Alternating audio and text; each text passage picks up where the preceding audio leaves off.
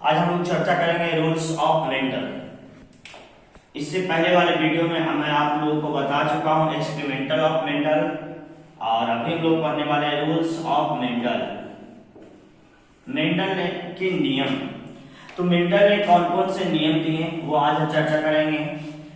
ऐसे मेंडल ने बोला जाता है कि 3 नियम दिए हैं। एक होता है प्रभाविता का नियम, प्रभाविता का नियम, दूसरा पृथकता का नियम,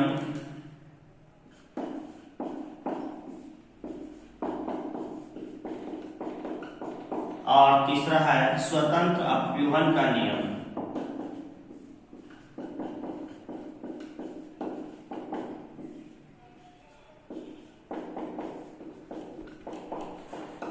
तो मेंडल ने तीन नियम दिए हैं, प्रभाविता का नियम, पृथकता का नियम, स्वतंत्र अपव्यूहन का नियम। मतलब कि देखे जाए तो law of dominance, law of dominance, second rule जो है लॉ ऑफ सेग्रीगेशन, और थर्ड नियम जो है लॉ ऑफ असॉर्टमेंट।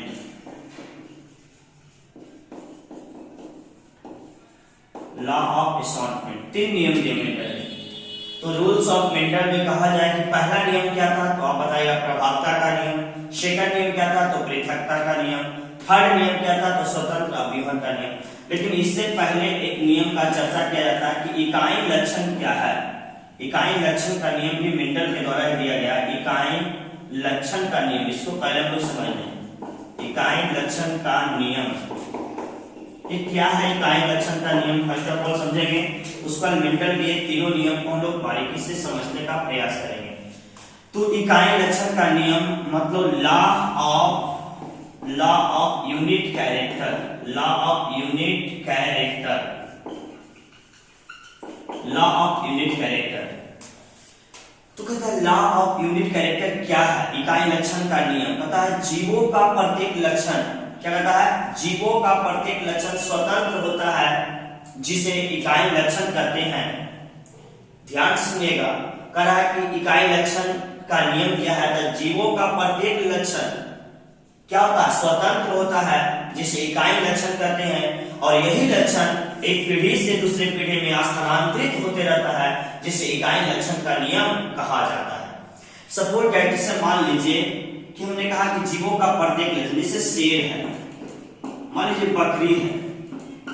अब ये देख रहे हैं शेर है, ये बकरी है। अब शेर से उत्पन्न संतान जो छोटा शेर होगा, बकरी से उत्पन्न संतान जो छोटा बकरी होगा। अब बताइए शेर से उत्पन्न संतान घास खाएगा कि मांस खाएगा? बताइए। शेर से उत्पन्न संतान तो मांस ही खाएगा, छोटा था। तो अब बताइए बकरी से उत्पन्न संतान मांस तो नहीं खाएगा, ये भी जो छोटा बकरी होगा मां का दूध पिएगा, उसके बाद ये भी घास ही खाएगा। मतलब मैंने कहा कि जीवों का प्रत्येक लक्षण स्वतंत्र होता है और यही एक पीढ़ी से दूसरे पीढ़ी में स्थानांतरित होते रहता है। इसी को इकाई लक्षण का नियम कहा जाता है। तो देखिए शेर से उत्पन्न संतान जो छोटा शेर होगा क्या घास खाएगा? नहीं, क्या खाएगा? मांस ही खाएगा, क्योंकि इसका लक्षण जो है स्वतंत्र है। इसलिए उत्पन्न संतान ये जीवों का प्रत्येक लक्षण स्वतंत्र, जैसे शेर का अलग है, बकरी का अलग है, गाय का अलग है, मेढक का अलग है, कीट पतंग का अलग है। सभी का क्या है? जीवों का प्रत्येक लक्षण अलग अलग है, डिफरेंट है। कीट पतंग घास खाएगा, मेढक कीट पतंग को मेढक खा जाएगा। इसी तरह से सांप है, बहुत सारे जीव है, सभी का जीवों का प्रत्येक लक्षण स्वतंत्र है। लेकिन एक उसी का लक्षण एक पीढ़ी से दूसरे पीढ़ी में स्थानांतरित होते रहता है। इसी को इकाई लक्षण का नियम कहा जाता है। तो law of unit character you complete. अब देखिए, तो इकाई लक्षण का नियम मैंने बताया, इसको ध्यान से आप जब भी हम पढ़ाएं आपको, आप जो भी मेरे स्टूडेंट हैं, जो भी मेरे फॉलोअर्स हैं, वो विद्यार्थी कॉपी लेकर बैठे, और कॉपी लेकर बैठे वीडियो को रोककर 1-2 बार सुने बात को, उसको कॉपी राइट डाउन करें, जिससे कि आपको आसानी पूर्वक समझ में पाता है।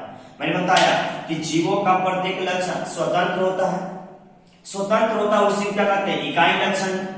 जैसे बताइए शेर से उत्पन्न संतान छोटा से, अब इसका लक्षण स्वतंत्र है, लेकिन इसी के द्वारा उत्पन्न संतान जो एक पीढ़ी से दूसरी पीढ़ी में स्थानांतरित हो रहा है। ये जो शेर है, शेर का अपना लक्षण है, मांस खाएगा, घास नहीं खाएगा। बकरी का अपना लक्षण है, घास खाएगा। गाय का अपना लक्षण है, घास भूसा खाएगा। मेढक का अपना लक्षण है, कीट पतंग खाएगा। कीट पतंग का अपना लक्षण है, घास है ना, वगैरह खाएंगे। सांप का अपना लक्षण है, मेढक को खाएगा, अन्य जंतुओं को खाएगा। तो ये लक्षण है सबका, लेकिन इससे एक पीढ़ी से दूसरे पीढ़ी में स्थानांतरित होता रहता है, उसी को इकाई लक्षण का नियम कहते हैं। तो मेंडल ने ये भी नियम को प्रूव किया था, ठीक है, इकाई लक्षण का नियम। अब देखिए मेंडल का जो 3 नियम है, ऐसा पूछा जाता है ऑब्जेक्टिव क्वेश्चन, मेंडल के प्रथम नियम को क्या कहते हैं? तो प्रभावता के नियम कहते हैं। मेंडल के दूसरा नियम को क्या कहते हैं? तो पृथकता का नियम कहते हैं। ऑब्जेक्टिव क्वेश्चन ध्यान दीजिएगा, नियम को पृथकता का नियम कहते हैं। अब मेंडल के तीसरा नियम को क्या कहते हैं? तो स्वतंत्र अपव्यूहन का नियम कहते हैं। तो यहाँ पे देखना है प्रभावता का नियम लॉ ऑफ डोमिनेंस, पृथकता का नियम लॉ ऑफ सेग्रीगेशन, स्वतंत्र अपव्यूहन का नियम लॉ ऑफ असॉर्टमेंट। तो चलते हैं इसमें देखते हैं। अब हम प्रथम नियम का चर्चा करेंगे। प्रभावता का नियम क्या है, इसका आप स्क्रीनशॉट ले सकते हैं।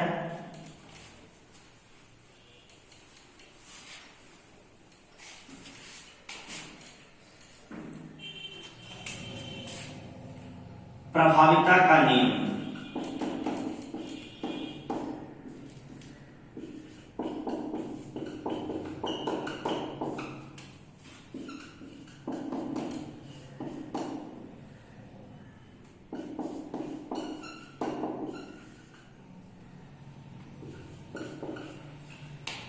प्रभाविता का नियम क्या है, ध्यान को सुनिएगा। कहा है कि मेंडल ने कहा कि जब विपरीत लक्षण के बीच क्रॉस कराया जाता है, विपरीत लक्षण के लिए क्या किया इन्होंने?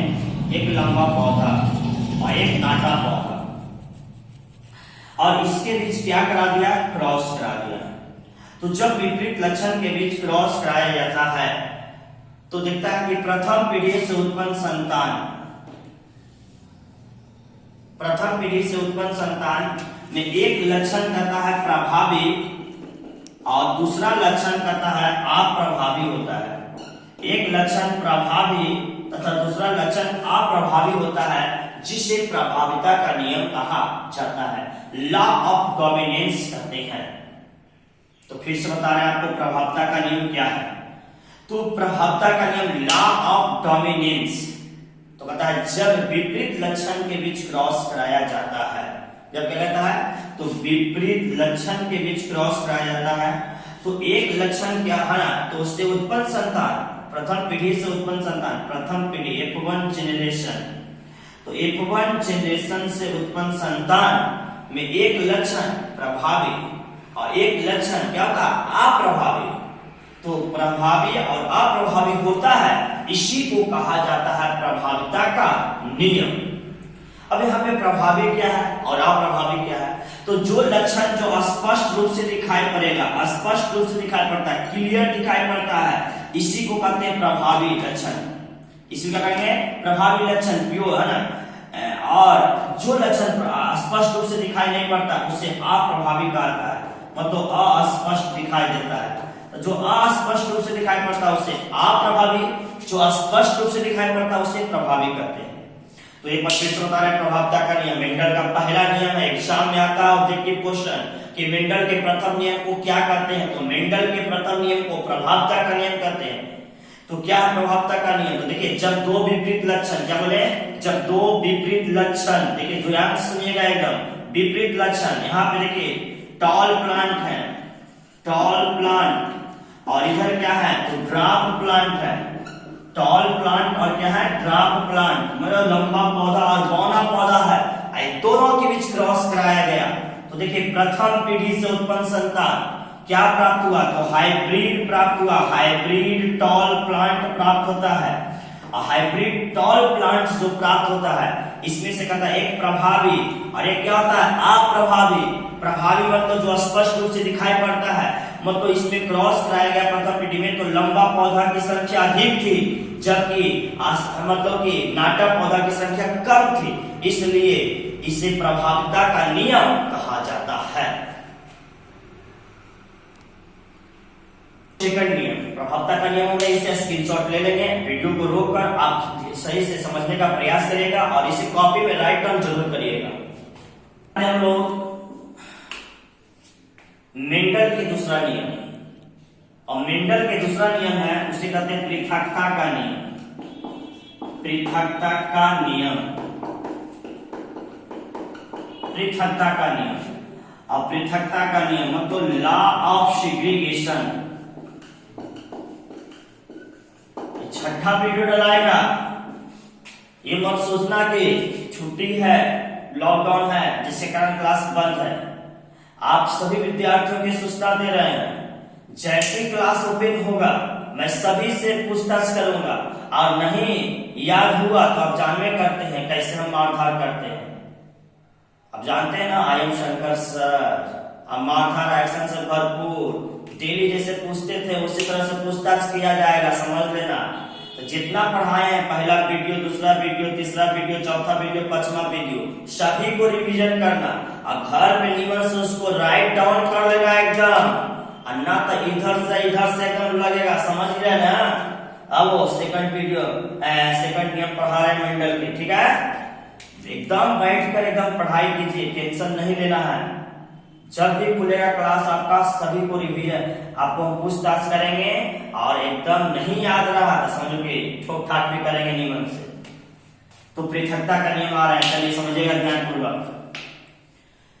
तो पृथकता का नियम क्या कहता है कि जब विपरीत लक्षण के बीच क्रॉस कराया जाता है, मतलब कि मान लीजिए ये लंबा पौधा है और ये नाटा पौधा है, तो जब विपरीत लक्षण के बीच क्रॉस कराया जाता है तो प्रथम पीढ़ी से उत्पन्न संतान, ये तो आया, इसे प्रथम पीढ़ी कहते हैं। तो प्रथम पीढ़ी से उत्पन्न संतान क्या प्राप्त हुआ, तो हाइब्रिड क्या होता है, टॉल प्लांट प्राप्त होता है। लेकिन यहाँ पे कहता है कि जब विपरीत लक्षण के बीच क्रॉस कराया जाता है तो प्रथम पीढ़ी नहीं, द्वितीय पीढ़ी, F2 जनरेशन, सेकंड जनरेशन में जो गुण या लक्षण होता है, गुण या लक्षण होता है, वो पेरेंट्स से अलग हो जाता है। क्या होता है, पेरेंट्स से अलग हो जाता है। पेरेंट्स से क्या हो जाता है, अलग हो जाता है। अब पेरेंट्स से अलग हो जाता है, इसी को कहते हैं पृथकता का नियम। अब पृथकता के नियम को भी कहते हैं शुद्धता का नियम भी कहा जाता है। शुद्धता का नियम भी कहा जाता है। जैसे मान लीजिए कि दादा हैं, पापा आए, पापा के बेटा आए, तो दादा से उत्पन्न संतान, चलिए इसमें गुण या लक्षण मिला, लेकिन इससे जो बेटा आया, दूसरे पीढ़ी जो हुआ, दादा से गुण या लक्षण क्या हो गया, अलग अलग हो गया। अब बताइए, दादा धोती पहनता है, पोतो धोती पहनता है, होते ही काम नहीं होगा, क्योंकि गुण देखिए दूसरा पीढ़ी में गुण या लक्षण क्या हो गया, अलग अलग हो जाता है। तो दूसरा पीढ़ी में जो गुण या लक्षण अलग अलग हो जाता है, इसी को कहते हैं पृथकता का नियम, लॉ ऑफ सेग्रीगेशन। बात समझ में आ गई होगी। इससे ही कहते हैं शुद्धता का नियम कहा जाता है। ये बीबीआई क्वेश्चन इंपॉर्टेंट है, पूछता है लॉ ऑफ सेग्रीगेशन क्या है, मेंडल के दूसरा नियम ये है। तो फिर से क्या बता रहे हैं कि जब विपरीत लक्षण के बीच क्रॉस कराया जाता है तो प्रथम पीढ़ी नहीं, द्वितीय पीढ़ी से उत्पन्न संतान, द्वितीय पीढ़ी से उत्पन्न संतान में गुण या लक्षण पेरेंट्स से क्या हो जाता है, अलग अलग हो जाता है। तो पेरेंट्स से अलग अलग हो जाता है, इसी को पृथकता का नियम या शुद्धता का नियम कहा जाता है। तो हमने दो नियम कंप्लीट किया, पहला प्रभावता का नियम, दूसरा पृथकता का नियम, एक और आपको बताए थे इकाई लक्षण का नियम। चलिए नाश जानते हैं हम लोग आप स्वतंत्र अभिव्यंजन का नियम। चौथा वीडियो आपका है स्वतंत्र अपव्यूहन का नियम, तीसरा मेंडल का एक तीसरा नियम है स्वतंत्र अपव्यूहन का नियम, स्वतंत्र अपव्यूहन का नियम।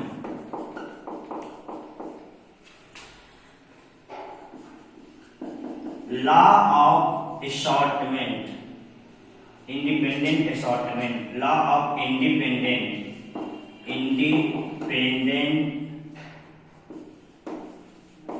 Assortment, law of independent assortment, स्वतंत्र अव्यूहन का नियम क्या है?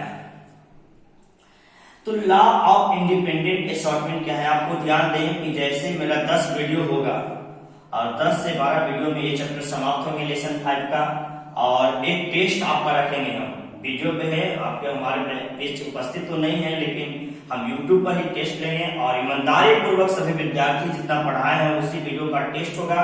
और वो टेस्ट में जो भी है ना विद्यार्थी मतलब कि अच्छे नंबर लाएंगे, बताएगा कितना, तो कमेंट करके बताएंगे मेरा इतना आया, और उनको फिर क्लास में प्राइज दिया जाएगा जैसे हम हर बार देते हैं। उसी तरह से इस बार भी आपको लॉकडाउन है फिर भी मैं प्राइज देने का कार्य करूंगा आपका, ठीक है। इसलिए सभी वीडियो को ध्यान पूर्वक पढ़ेगा और सभी को आपका जैसे 10 वीडियो समाप्त होगा आपका टेस्ट होने वाला है, लेसन 5 का इसी टेस्ट लेंगे आप लोगों का। इसलिए हम वीडियो तक सभी वीडियो में आप बने रहेंगे एकदम। स्वतंत्र अव्यूहन का नियम मतलब कि मेंडल के तीसरा नियम है। मेंडल का पहला नियम प्रभावता का नियम, मेंडल का दूसरा नियम पृथकता का नियम जिसे शुद्धता का नियम भी कहते हैं, मेंडल का तीसरा नियम स्वतंत्र अव्यूहन का नियम क्या है? कहता है कि जब 2 या 2 से अधिक, क्या कहता है? जब 2 या 2 से अधिक विपरीत लक्षण के बीच क्रॉस कराया जाता है, 2 या 2 से अधिक, जैसे मान लीजिए 2 या 2 से अधिक क्या है? जैसे मान लीजिए लंबा पौधा है, नाटा पौधा है, ये बताइए रेड फ्लावर है, ये सफेद पुष्प है, तो क्या है? दोनों विपरीत लक्षण है क्या नहीं? ये मान लीजिए लंबा पौधा है, लाल पुष्प है, नाटा पौधा है, सफेद पुष्प है, तो 2 या 2 से अधिक विपरीत लक्षण के बीच क्रॉस कराया जाता है। 2 या 2 से अधिक विपरीत लक्षण के बीच जब क्रॉस कराया जाता है तो देखता है कि जीवों का प्रत्येक लक्षण होता है जो क्या होता है? स्वतंत्र होता है। जीवों का प्रत्येक लक्षण क्या होता है? स्वतंत्र होता है। बात सही है। सभी जीवों का लक्षण क्या होता है? स्वतंत्र होता है। जैसे मान लीजिए पेरेंट्स हैं और ये पेरेंट्स से उत्पन्न संतान हम हुए। अब ये जरूरी नहीं कि पापा हमारे मतलब कि सब्जी बेचते हैं, पापा हमारे मजदूरी करते हैं, पापा हमारे दुकानदार हैं, या पापा मेरे जॉब करते हैं। ये जरूरी नहीं कि यही चीजें बच्चा कर सकता है। इसका लक्षण स्वतंत्र है, ये कुछ भी कर सकता है। तो ये कहता है जीवों का प्रत्येक लक्षण स्वतंत्र होता है और यही एक पीढ़ी से दूसरे पीढ़ी में स्थानांतरित होते रहता है। इसी को कहते हैं स्वतंत्र अव्यूहन का नियम। तो मैंने बताया, फिर से बता रहा हूं, स्वतंत्र अव्यूहन का नियम जब 2 या 2 से अधिक, जब 2 या 2 से अधिक विपरीत लक्षण के बीच क्रॉस कराया जाता है तो जीवों का प्रत्येक लक्षण स्वतंत्र होता है जो एक पीढ़ी से दूसरे पीढ़ी में स्थानांतरित होते रहता है। इसी को क्या कहते हैं? स्वतंत्र अव्यूहन का नियम। और फिर हम ये आपको बताएंगे कि मेंडल के तीनों नियम में कौन सक्सेस किए हैं और कौन अनसक्सेस है, मतलब कौन में सफलता प्राप्त हुआ इनको, कौन में असफलता। मतलब कि अब मेंडल का अपवाद ही पढ़ेंगे, एक्सेप्शन ऑफ मेंडल अब पढ़ेंगे, कौन सा नियम मतलब गलत भी है इनका। ये तीनों नियम हमें बताएं, प्रभावता, पृथकता, स्वतंत्र अव्यूहन। लेकिन नेक्स्ट वीडियो में मैं आप लोग को बताऊंगा मेंडल का अपवाद। एकदम बने रहिएगा वीडियो के साथ। ये तीनों वीडियो फिर एक बार हम आपको कल लेकर आएंगे साथ में और अपवाद बताएंगे, गलत भी करेंगे मेंडल के तीनों नियम में कौन सा नियम गलत है। तो ये जानने के लिए आप नेक्स्ट वीडियो में आप बने रहेंगे। ओके।